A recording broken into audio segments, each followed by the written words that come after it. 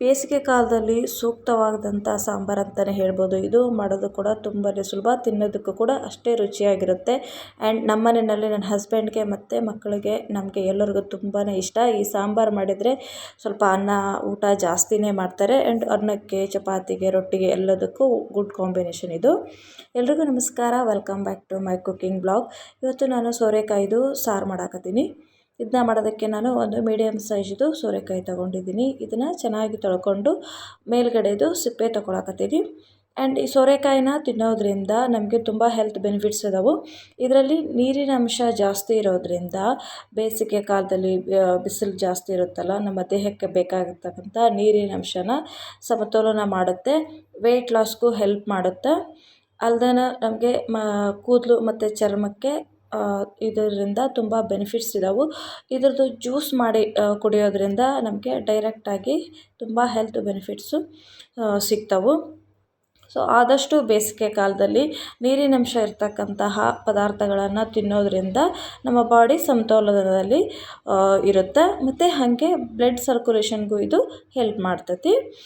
ಈಗ ಮೇಲ್ಗಡೆ ಸಿಪ್ಪೆ ಎಲ್ಲ ತಗೊಂಡಿದ್ದೀನಿ. ಎಡ್ಜಸ್ಸನ್ನ ಕಟ್ ಮಾಡಿಕೊಂಡು ಇದನ್ನು 2 ಪೀಸ್ ಮಾಡ್ಕೊಂಡು ಇಟ್ಕೋತೀನಿ. 2 ಪೀಸ್ ಮಾಡಿಕೊಂಡು ಮಧ್ಯದಲ್ಲಿ ಕಟ್ ಮಾಡಿ ಸ್ವಲ್ಪ ಬೀಜ ಇರುತ್ತಲ್ಲ ಅದನ್ನು ತಗೊಳ್ತೀನಿ. ಬೀಜ ಹಾಕಿದರೆ ಅಷ್ಟು ಚೆನ್ನಾಗಿ ಅನಿಸಲ್ಲ ಸಾಂಬಾರು. ಎಳೆದಿತ್ತಂದರೆ ಹಾಗೆ ಕಟ್ ಮಾಡ್ಬೋದು. ನಾನು ಇದನ್ನು ಮಧ್ಯದಲ್ಲಿ ಕಟ್ ಮಾಡ್ಕೊಳಕತ್ತೀನಿ. ಕಟ್ ಮಾಡಿಕೊಂಡು ಸಣ್ಣದಾಗಿ ಪೀಸ್ ಮಾಡ್ಕೊತೀನಿ. ಸಣ್ಣದಾಗಿ ಪೀಸ್ ಮಾಡಿಕೊಂಡ್ರೆ ಬೇಯಿಸೋಕ್ಕೆ ಈಸಿ ಆಗುತ್ತೆ. ಈಗ ನಾವು ಆಲೂಗೆಡ್ಡೆ ಎಲ್ಲ ಪಲ್ಯಕ್ಕೆ ಕಟ್ ಮಾಡ್ಕೊತೀವಲ್ಲ, ಆ ಆಕಾರದಲ್ಲಿ ಇದನ್ನು ನಾನು ಕಟ್ ಮಾಡ್ಕೊಳ್ತೀನಿ. ಕಟ್ ಮಾಡಿಕೊಂಡು ಇದನ್ನು ವಿಸಲ್ ಹೊಡ್ಸ್ಕೋಬೇಕು, ಕುಕ್ಕರಲ್ಲಿ ಬೇಯಿಸ್ಕೊಳ್ಬೇಕು. ಇದನ್ನೆಲ್ಲ ಇದೇ ಥರ ಸಣ್ಣಕ್ಕೆ ನಾನು ಎಲ್ಲದನ್ನು ಕಟ್ ಮಾಡ್ಕೊತೀನಿ. ಹಾಗೆ ಇಲ್ಲಿ ದೊಡ್ಡ ಮೀಡಿಯಮ್ ಸೈಜ್ದು ಈರುಳ್ಳಿ ಕಟ್ ಮಾಡ್ಕೊಂಡಿದ್ದೀನಿ ಉದ್ದುದಕ್ಕೆ. ಅದನ್ನು ಆಮೇಲೆ ಹೇಳ್ತೀನಿ ಏನಕ್ಕಂತ. ಹಾಗೆ ಇದಕ್ಕೆ 2 ಮೀಡಿಯಮ್ ಸೈಜ್ದು ಹುಳಿ ಟೊಮೆಟೊ ತೊಗೊಂಡಿದ್ದೀನಿ. ಹುಳಿ ಇಲ್ಲದೆ ಇರೋ ಟೊಮೆಟೊ ಆದರೆ 3 ಹಾಕೋಬೋದು. ಇದು ಹುಳಿ ಟೊಮೆಟೊ, ಅದಕ್ಕೆ ನಾನು 2 ತೊಗೊಂಡಿದ್ದೀನಿ ಮೀಡಿಯಮ್ ಸೈಜ್ದು. ಅದು ಕಟ್ ಮಾಡಿಟ್ಕೊಂಡಿದ್ದೀನಿ. ಇಲ್ಲಿ ನಾನು ಮಸೂರು ದಾಲ್ ತೊಗೊಂಡಿದ್ದೀನಿ. ಮಸೂರು ದಾಲನ್ನ ಕ್ಲೀನ್ ಮಾಡಿಕೊಂಡು ನೀಟಾಗಿ ತೊಳೆದಿಟ್ಕೊಂಡಿದ್ದೀನಿ. ಇದು ಅಷ್ಟೇ ದೇಹಕ್ಕೆ ತಂಪು ಕೊಡುತ್ತೆ. ಇದು ಒಂದು ಬಟ್ಲು ಇದೆ. ನೀಟಾಗಿ ಕ್ಲೀನ್ ಮಾಡಿಟ್ಕೊಂಡಿದ್ದೀನಿ. ಜೊತೆಗೆ ಹೆಸರುಬೇಳೆ ತೊಗೊಂಡಿದ್ದೀನಿ.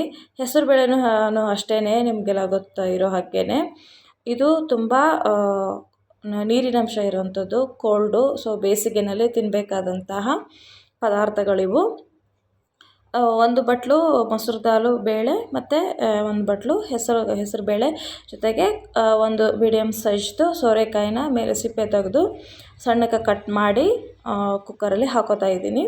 ಜೊತೆಗೆ 2 ಟೊಮೆಟೊ ಒಳ್ಳೆ ಕಟ್ ಮಾಡಿಟ್ಕೊಂಡಿದ್ನಲ್ಲ ಅದನ್ನು ಹಾಕ್ಕೊಳಕತ್ತೀನಿ. ಇವಾಗ ಆವಾಗಲೇ ಈರುಳ್ಳಿ ಹೇಳಿದ್ನಲ್ವ, ಈರುಳ್ಳಿ ಏನಕ್ಕೆ ಅಂತ ಹೇಳ್ತೀನಿ ಅಂತ. ಸೊ ಅದು ಉದ್ದಕ್ಕೆ ಕಟ್ ಮಾಡಿಟ್ಕೊಂಡಿರ್ತಕ್ಕಂಥ ಈರುಳ್ಳಿ ಹಾಕ್ಕೊಳಕತ್ತೀನಿ. ಜೊತೆಗೆ ಈರುಳ್ಳಿ ಎಲ್ಲ ಹಾಕಿ ನಾವು ಬೇಯಿಸೋದ್ರಿಂದ ಸಾಂಬಾರ್ದು ಟೇಸ್ಟು ಡಿಫ್ರೆಂಟಾಗಿರುತ್ತೆ, ಚೆನ್ನಾಗಿರುತ್ತೆ. ಸೊ ಇದನ್ನು ಇವಾಗ ಸ್ವಲ್ಪ ಮುಳುಗೋವಷ್ಟು ನೀರು ಹಾಕ್ಕೊಂಡು 2 ವಿಸಲ್ ಕೂಗಿಸಿದ್ರೆ ಸಾಕು. ಯಾಕಂದರೆ ಬೇಳೆ ಅವು ಎಲ್ಲ ಮೊಸರು ದಾಲು ಮತ್ತು ಹೆಸರು ಬೇಳೆ ಬೇಗ ಬೇಯುತ್ತೆ. ಜೊತೆಗೆ ಸೋರೆಕಾಯಿನೂ ಅಷ್ಟೇ ಬೇಗ ಬೇಯುತ್ತೆ. 2 ವಿಸಲ್ ಆಗಿದೆ. ಇವಾಗ ತೆಗಿತೀನಿ. ನೋಡಿ, ನೀಟಾಗಿ ಎಲ್ಲನೂ ಹಣ್ಣಾಗಿ ಬೆಂದಿದೆ. ಹೀಗೆ ಬೆಂದ್ರೇ ಸಾಂಬಾರು ಥಿಕ್ನೆಸ್ ಬರುತ್ತೆ. ಆ್ಯಂಡ್ ಅದು ಫ್ಲೇವರ್ಸ್ ಎಲ್ಲ ಬಿಟ್ಕೊಳ್ಳುತ್ತೆ ಅಲ್ವಾ, ಚೆನ್ನಾಗಿರುತ್ತೆ. ಮತ್ತು ಟೊಮೆಟೊದು ಮೇಲ್ಗಡೆದು ಸಿಪ್ಪೆ ತಗೊಳಕತ್ತೀನಿ.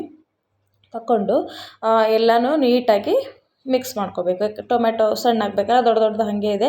ಈಚೆನೇ ತಗೊಂಡು ಮಾಡ್ಕೋಬೋದು, ಬಟ್ ನಾನು ಅಲ್ಲೇ ಮಸಿತಾ ಇದ್ದೀನಿ. ಸ್ವಲ್ಪ ಮಸ್ಕೊಂಡ್ರೆ ಥಿಕ್ನೆಸ್ಸು ಚೆನ್ನಾಗಿರುತ್ತೆ. ಟೊಮೆಟೊ ಎಲ್ಲ ಮ್ಯಾಶ್ ಆದರೆ ಚೆನ್ನಾಗಿರುತ್ತೆ ಅಂತ ಹೇಳಿ. ಮತ್ತು ಟೊಮೆಟೊ ಮ್ಯಾಶ್ ಆಗಲಂದರೆ ಮಧ್ಯದಲ್ಲಿ ಸಿಗ್ತಾಯಿದ್ರೆ ಅಷ್ಟು ಚೆನ್ನಾಗಿ ಅನಿಸಲ್ಲ. ಸೊ ಎಲ್ಲ ಮ್ಯಾಶ್ ಮಾಡಿಕೊಂಡು ಇದನ್ನು ಈಗ ಮೀಡಿಯಮ್ ಸೈಜಲ್ಲಿ ಫ್ಲೇಮ್ನ ಆನ್ ಮಾಡಿಕೊಂಡು ಸ್ವಲ್ಪ ಅರಿಶಿನ ಮತ್ತು ಸ್ವಲ್ಪ ಗರಂ ಮಸಾಲ, ಜೊತೆಗೆ ಧನಿಯಾ ಪೌಡರು, ನನಗೆ ಖಾರಕ್ಕೆ ಎಷ್ಟು ಬೇಕೋ ಅಷ್ಟು. ಇಲ್ಲಿ ನಾನು 2 ಚಮಚ 2 ಸ್ಪೂನು ಖಾರ ಹಾಕ್ಕೊಳಕತ್ತೀನಿ.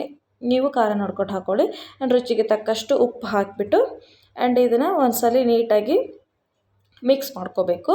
ಮಿಕ್ಸ್ ಮಾಡಿಕೊಂಡು ಇದು 1 ಕುದಿ ಬಂದರೆ ಸಾಕು. ಜಾಸ್ತಿ ಬೇಯಿಸೋ ಅವಶ್ಯಕತೆ ಇರಲ್ಲ. ಯಾಕಂದರೆ ಆಲ್ರೆಡಿ ನಾವು ಬೇಳೆ ಮತ್ತು ಹಾಕಿರ್ತಕ್ಕಂಥ ತರಕಾರಿ ಎಲ್ಲ ನೀಟಾಗಿ ಬೇಯಿಸ್ಕೊಂಡಿದ್ದೀವಿ. ಸೊ ಒಂದು ಕುದಿ ಬಂದರೆ ಆಯಿತು. ನೋಡಿ ಎಷ್ಟು ಚೆನ್ನಾಗಿ ತಿಕ್ನೆಸ್ ಬಂದಿದೆ. ಆ್ಯಂಡ್ ಇದು ಅನ್ನಕ್ಕೆ ಮತ್ತು ಚಪಾತಿ, ರೊಟ್ಟಿ, ದೋಸೆ ಎಲ್ಲದಕ್ಕೂ ಕಾಂಬಿನೇಷನ್ ಸಖತ್ತಾಗಿರುತ್ತೆ. ಇವಾಗ ಎಲ್ಲ ನೀಟಾಗಿ ಮಿಕ್ಸ್ ಮಾಡಿಕೊಂಡು ಇದಕ್ಕೆ ಒಂದು ಸಣ್ಣದಾಗಿರೋಂಥ ಒಗ್ಗರಣೆನ ಮಾಡ್ಕೋಬೇಕು. ಮತ್ತು ಯಾವುದೇ ಥರದಂಥದ್ದು ಏನು ಹಾಕೋದು ಬೇಡ, ಜಾಸ್ತಿ ಬೇಯಿಸೋದು ಬೇಡ. ಒಂದು ಬಾಣಲೆನ ಬಿಸಿಗಿಟ್ಟು ಎಣ್ಣೆ ಕಾದ್ಮೇಲೆ ಜೀರಿಗೆ ಮತ್ತು ಕರಿಬೇವು ಹಾಕ್ಕೊಂಡು ಸ್ವಲ್ಪ ಹಿಂಗೆ ಹಾಕ್ಕೊಳಕತ್ತೀನಿ. ಹಿಂಗು ಡೈಜೆಷನ್ಗೆ ತುಂಬಾ ಒಳ್ಳೆಯದು. ಡೈಜೆಷನ್ ಪ್ರಾಬ್ಲಮ್ ಇದ್ದರೆ ಹೆಲ್ಪ್ ಮಾಡುತ್ತೆ ಡೈಜೆಷನ್ಗೆ. ಸೊ ಆದಮೇಲೆ ಇದಕ್ಕೆ ಬಿಸಿ ಮಾಡಿರ್ತಕ್ಕಂಥ ಎಣ್ಣೆ ಹಾಕ್ಕೊಂಡಿದ್ದೀನಿ. ಬಿಸಿಯಾಗಿರ್ತಕ್ಕಂಥ ಒಗ್ಗರಣೆನ ಸಾರಿಗೆ ಹಾಕ್ಕೊಂಬಿಟ್ರೆ ಆಗೋಯ್ತು ರೀ ಸಾಂಬಾರು. ಮಸ್ತಾಗಿರ್ತಕ್ಕಂಥ ಸಾಂಬಾರು ರೆಡಿ ಆಗಿಬಿಡುತ್ತೆ. ಮತ್ತು ಮೇಲೆ ಅದು ಸ್ವಲ್ಪ ಕೊತ್ತಂಬರಿ ಸೊಪ್ಪು ಕ್ಲೀನಾಗಿ ತೊಳ್ಕೊಂಡು ಒಂದು ಹಿಡಿ ಆಗೋಷ್ಟು ಕೊತ್ತಂಬರಿ ಸೊಪ್ಪನ್ನ ಸಣ್ಣ ಕಟ್ ಮಾಡಿಕೊಂಡು ಹಾಕ್ಕೊಂಡಿದ್ದೀನಿ. ನೀಟಾಗಿ ಒಂದ್ಸಲ ಬಾಡಿಸ್ಬಿಟ್ರೆ ಆಗೋಯ್ತು. ಮತ್ತು ಜಾಸ್ತಿ ಟೈಮು ತೊಗೊಳ್ಳೋದಿಲ್ಲ ಈ ಸಾರು. ಆ್ಯಂಡ್ ಈಸಿಯಾಗಿಯೂ ಮಾಡ್ಬೋದು. ಯಾರು ಬೇಕಾದರೂ ಬ್ಯಾಚುಲರ್ಸು, ಗಡಿಬಿಡಿನಲ್ಲಿರೋರು ತುಂಬ ಕ್ವಿಕ್ಕಾಗಿ ಒಂದು 15 ನಿಮಿಷದಲ್ಲಿ ಆಗಿಬಿಡುತ್ತೆ ಸಾಂಬಾರು. ಬಿಸಿ ಬಿಸಿ ಅನ್ನದ ಜೊತೆಗೆ ಇದನ್ನು ಸಾಂಬಾರು ಹಾಕ್ಕೊಂಡು ತಿಂತಾಯಿದ್ರೆ ತಟ್ಟೆಗಿಂದು ಅನ್ನ ಖಾಲಿಯಾಗಿರೋದೇ ಗೊತ್ತಾಗಲ್ಲ. ಆ್ಯಂಡ್ ಇನ್ನೊಂದು ಸ್ವಲ್ಪ ಜಾಸ್ತಿನೇ ತಿಂತಾರೆ. ಹಸಿವಿಲ್ಲದೆ ಇರೋರು ಕೂಡ ಈ ಫ್ಲೇವರ್ಗೆ ಇನ್ನೂ ಜಾಸ್ತಿನೇ ಊಟ ಮಾಡ್ತಾರೆ. ಅಷ್ಟು ಚೆನ್ನಾಗಿರುತ್ತೆ ಸಾಂಬಾರು. ಈ ಸಾಂಬಾರು ರೊಟ್ಟಿ, ಚಪಾತಿ, ಪೂರಿ ಎಲ್ಲದಕ್ಕೂ ಕಾಂಬಿನೇಷನ್ ಸಖತ್ತಾಗಿರುತ್ತೆ. ಬಿಸಿ ಬಿಸಿ ಅನ್ನಕ್ಕೆ ತುಪ್ಪ ಹಾಕ್ಕೊಂಡು ಕಲಿಸ್ಕೊಂಡು ತಿಂದರೆ ಆಹಾ ಸ್ವರ್ಗರೇ ಸಿಕ್ಕಂಗಾಗುತ್ತೆ. ಅಷ್ಟು ಚೆನ್ನಾಗಿರುತ್ತೆ. ಆ್ಯಂಡ್ ಆವಾಗಲೇ ನಾನು ಹೇಳ್ದಂಗೆ ಈ ಸಾಂಬಾರು ನಮ್ಮ ಮನೆಯಲ್ಲಿ ಎಲ್ಲರಿಗೂ ತುಂಬ ಇಷ್ಟ. ಆ್ಯಂಡ್ ತುಂಬ ಇಷ್ಟಪಟ್ಟು ತಿಂತಾರೆ.